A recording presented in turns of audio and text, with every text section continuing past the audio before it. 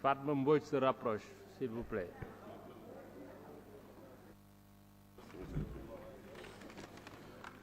Merci, Monsieur le Président, Monsieur le ministre de l'Intérieur, Monsieur le ministre du Budget, Monsieur le ministre du Travail et des Relations avec les institutions. Mes hommages également à vos accompagnants, vos différents collaborateurs. Mes remerciements mes remerciements vont à l'endroit des Sénégalais de la diaspora, particulièrement ceux de l'Europe du Nord, de l'Ouest et du Centre. Monsieur le ministre, le Sénégal est le seul pays au monde où l'opposition n'a qu'un seul droit, celui d'aller en prison. En 2012, quand le président Macky Sall a entrepris la liquidation politique et systématique du Parti démocratique sénégalais, de Maître Abdoulaye Wade et de Karim Wade, vous avez été au cœur de ce combat. N'ayant pas rempli toutes les conditions pour exercer votre boulot, effectivement, le président vous a surclassé et reclassé en prenant un décret qui vous permettait effectivement de siéger au sein de la CREI, la Cour de répression de l'enrichissement illicite. Ça, c'était en 2012. Nous connaissons le déroulement, nous connaissons les objectifs.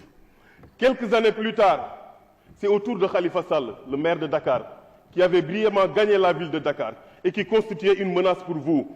Vous étiez au cœur du système, au cœur du combat. On a vu le déroulement et les objectifs. Tout récemment, avec le cas Ousmane Sonko, vous avez aussi voulu, comme vous l'avez fait avec Karim Wade et Khalifa Sall, effectivement le liquider politiquement.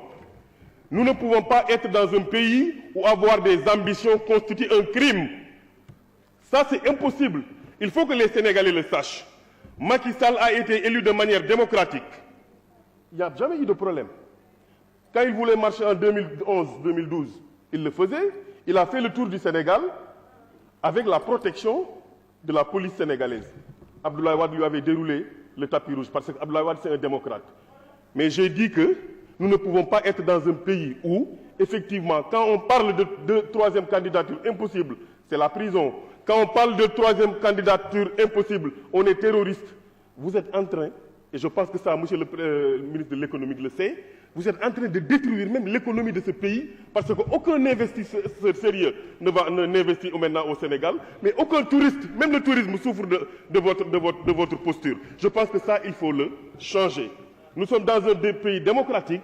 Les élections se tiendront dans quelques mois. Macky Sall a fait ses 2 mandats. Il ne peut plus être éligible dans ce pays-là. Il faut que les Sénégalais qui le désirent et qui le veuillent puissent effectivement candidater et ne pouvoir pas être inquiétés. Alors, Karim Wade a été enlevé des listes électorales par...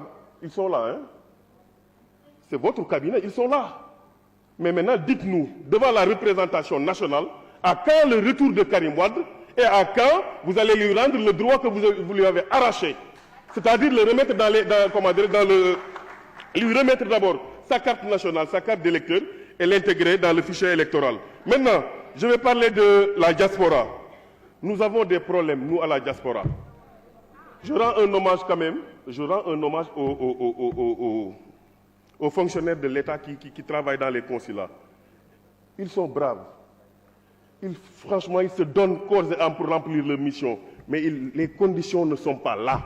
Je me suis dit qu'effectivement, tout l'argent que vous mettez pour acheter des lacrymogènes, tout l'argent que vous mettez pour espionner les politiciens, si vous mettez ça, franchement, au service de ces fonctionnaires-là, ils vont faire un travail très remarquable. Maintenant, la production des passeports. En France, tous les jours, mes compatriotes m'appellent pour me dire qu'ils ont perdu leur titre de séjour parce qu'en France, l'obtention du titre de séjour est assujettie à l'obtention d'un passeport valable et valide.